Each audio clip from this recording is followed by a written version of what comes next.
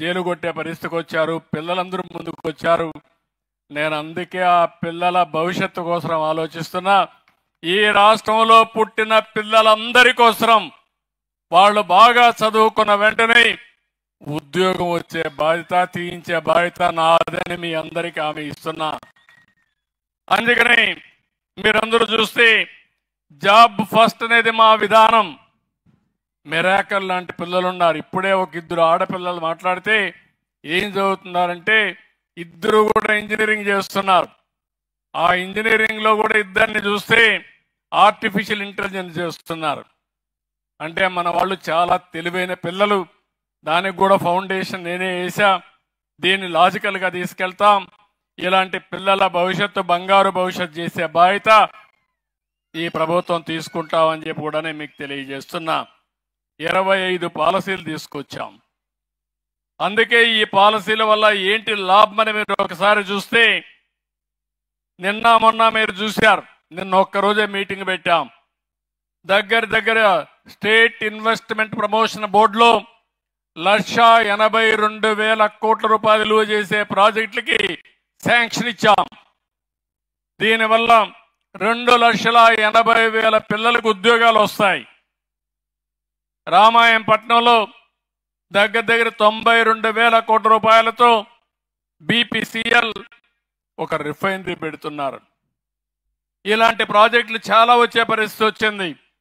Reliance అయితే ఒక 65,000 కోట్ల రూపాయలు ఖర్చు పెట్టి దగ్గర 500 బయోఫ్యూయల్ ప్లాంట్లు పెడుతున్నారు. దీనివల్ల ఉపాధి వస్తుంది, రైతులకు ఆదాయం పెరుగుతుంది. ఇలాంటి కార్యక్రమాలని చేస్తున్నాం. మొన్నే ఇంకొక ఎస్ఐపిబి పెడితే 85,000 కోట్ల రూపాయలు పెట్టుబడులు వచ్చాయి. 34,000 కోట్ల రూపాయలు, 34,000 మందికి ఉద్యోగాలు వచ్చే పరిస్థితికి వచ్చింది. ఈరోజు మీరు ఒక్క విషయం గుర్తుపెట్టుకోవాలి. 6 నెలల్లో ఈ పనులన్నీ చేశాం. డ్రోన్ సబ్మిట్ పెట్టాం. డ్రోన్ లో ఏమేమి ఉపయోగాలు ఉంటాయో అన్వేషణ చేస్తున్నాం. రేపు రాబోయే రోజుల్లో డ్రోన్ వల్ల చాలా ప్రయోజనాలు వచ్చే పరిస్థితి వస్తుంది. వ్యవసాయాన్ని ఆధునీకరణ చేయడంలో డ్రోన్స్ పనిచేస్తాయి. ఒక వ్యవసాయమే కాదు, అన్ని రంగాల్లో పెను మార్పులు వస్తాయి. అలాంటి కార్యక్రమాలకు ముందుకు పోయాం. ఎప్పటి నుంచో పెండింగ్ ఉండే విశాఖపట్నం రైల్వే లైన్ కూడా క్లియర్ చేశాం.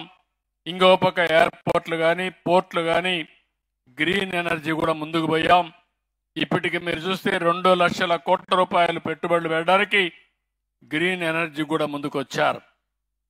ఇదే కాదు, ఇంకో పక్క మిత్తలైతే స్టీల్ ప్లాంట్ పెట్టడానికి దగ్గర నక్కపల్లి దగ్గర అనకాపల్లి జిల్లాలో 1 లక్ష కోట్ల నుంచి 2 లక్షల కోట్లు పెడతామని ముందుకు వచ్చారు. ఇవన్నీ కూడా వస్తున్నాయంటే ఒక నమ్మకం, ఒక విశ్వసనీయత. చెప్పింది చేస్తారని నమ్మకం ఉంటేనే బయట వాళ్ళు వస్తారు. అదే వైఎస్ఆర్ కాంగ్రెస్ పార్టీ పాలనలో మీరు చూస్తే ఇండస్ట్రీస్ పారిపోయినాయి. ఒక్క ఇండస్ట్రీ రాలా. పరిశ్రమ రాకపోతే మన పిల్లలకు ఉద్యోగాలు ఏ విధంగా వస్తాయని అడుగుతున్నా. పరిశ్రమలు రాకపోతే ఆదాయం ఎట్లా పెరుగుతుందని అడుగుతున్నా. అందుకనే ఆ రోజు ఆదాయం పెరగలేదు. అందుకే అప్పులు చేశారు. రాష్ట్రాన్ని అప్పుల ఉబిలో నెట్టేసే పరిస్థితికి వచ్చారు. ఈరోజు అవన్నీ కూడా ఇచ్చేసి మళ్ళీ ఏ విధంగా సంపద సృష్టించాలి, ఆదాయాన్ని పెంచాలి, మన పిల్లలకు ఉద్యోగాలు ఇవ్వాలని ముందుకు పోతున్నాం. ఒకప్పుడు 1వ తారీఖు వస్తే ఉద్యోగస్తులకు జీతాలు లేవు. ఇప్పుడు ఏ బాధ లేదు. మీరు ఎక్కడున్నా మిమ్మల్ని ఎత్తుక్కుంటూ మీ అకౌంట్లో 1వ తారీఖున మీ జీతాలన్నీ చెల్లించే బాధ్యత ఈ ప్రభుత్వాన్ని అని చెప్పి కూడా నేను మీకు తెలియజేస్తున్నా. తొందరలోనే మెగా డిఎస్సి పెడుతున్నాం. వాళ్ళే అడిగారు ప్రిపరేషన్ కావాలని. కాబట్టి ఈ సంవత్సరం మెగా డిఎస్సి పెట్టి రాబోయే సంవత్సరం స్కూల్ తెరిసే లోపల మీకు పోస్టింగ్స్ ఇచ్చి ట్రైనింగ్ పూర్తి చేసి 16,347 ఉద్యోగాలు భర్తీ చేసే బాధ్యత ఈ ప్రభుత్వాన్ని అని చెప్పి కూడా నేను మీకు తెలియజేస్తున్నా. ల్యాండ్ టైటిలింగ్ యాక్ట్ రద్దు చేశాం. సర్వే అంతా కూడా ఇప్పుడు మీరు చూశారు.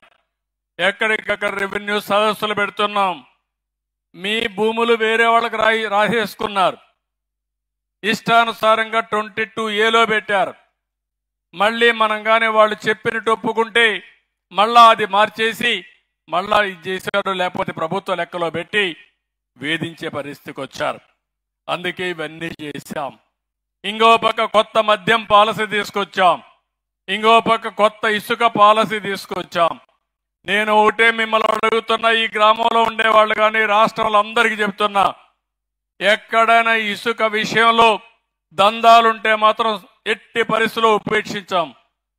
మీ ఊర్లో ఇసుక దేవుడిచ్చిన వరం, అది మీరు ఉపయోగించుకోవడం మీ హక్కు. అది అందుకే ముఖ్యమంత్రిగా ఆదేశాలు ఇచ్చా, ఏ వ్యక్తి కూడా అడ్డం పడకూడదని. వీలైతే మీరు సహాయం చేసి 10 రూపాయలు తగ్గించి ఇసుక తీసుకుపోయే పరిస్థితి అండి, కానీ అడ్డం పడడానికి వీలు లేదని చెప్పి కూడా నేను మీకు తెలియజేస్తున్నా. మొన్నటి వరకు రహస్య వ్యవహారాల కింద జీవోలు కూడా దాచిపెట్టుకునే పరిస్థితికి వచ్చారు. ఇప్పుడు అన్ని ఆన్లైన్లో పెట్టాం. మొత్తం గంజాయి కానీ డ్రగ్స్ కానీ నేను ఇక్కడే మిమ్మల్ని కూడా కోరుతున్నా, మీలో కూడా ఒక ఆలోచన రావాల్సిన అవసరం ఉంది. మనకు తెలియకుండా మన పిల్లలందరూ కూడా డ్రగ్స్కి అలవాటు అయిపోయే పరిస్థితికి వచ్చారు, గంజాయికి అలవాటు అయ్యే పరిస్థితికి వచ్చారు. దీనివల్ల నేరాలు ఘోరాలు పెరిగే పరిస్థితి వచ్చాయి. అలాంటప్పుడు ఇవన్నీ కూడా మనం చేయాల్సిన అవసరం ఉంది.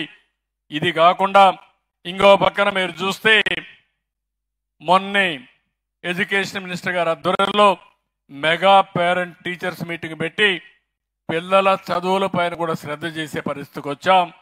పేద పిల్లలు గవర్నమెంట్ స్కూల్లో ఉంటారు, వాళ్ళకి ఏం చేయాలో చేస్తామని చెప్పి కూడా నేను మీకు తెలియజేస్తున్నాను. నూతన వక్ఫ్ బోర్డు ఏర్పాటు చేయడం, ఇమాములకి మౌజుములకి గౌరవ వేతనాలు ఇవ్వడం, ఫాదర్స్కి పాస్టర్స్ కూడా గౌరవ వేతనాలు ఇవ్వడం, ఇలాంటివన్నీ చేసి రేపో ఎల్లుండో మీ అందరికీ ఆమె ఇస్తున్నా. వాట్సాప్ గవర్నెన్స్ కూడా తీసుకొస్తున్నాను. అంటే వాట్సాప్ గవర్నెన్స్ అంటే మీ సెల్ ఫోన్లోనే మీకు ఏ పని కావాలన్నా అయిపోయేట్టుగా సెల్ ఫోన్ ద్వారా 150 సేవలు అందించే కార్యక్రమానికి శ్రీకారం చుడుతున్నాం.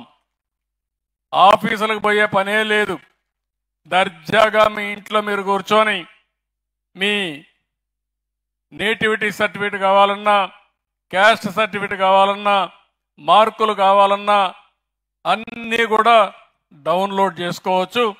ఆటోమేటిక్గా మీరు పెట్టేస్తే మీకే నేరుగా వచ్చే పరిస్థితి తీసుకొస్తున్నాం. 150 సర్వీసులతో ప్రారంభించి అన్ని సర్వీసులు కూడా ఇవ్వడానికి ముందుకు పోతున్నాం. ఇంకా అవసరమైతే మీకు తెలియకపోతే మీరు మామూలుగా మాటల్లో కూడా చెప్తే దాన్ని కూడా నేను ఏ ద్వారా ట్రాన్స్లేట్ చేపించి మీరు ఏ పనున్నా మళ్ళా మీకు సమాధానం చెప్పే పరిస్థితిలో నేను తీసుకొస్తాను. మీ ఫ్రెండే, మీ ఫోనే మీకు ఫ్రెండ్గా ఉంటాడు.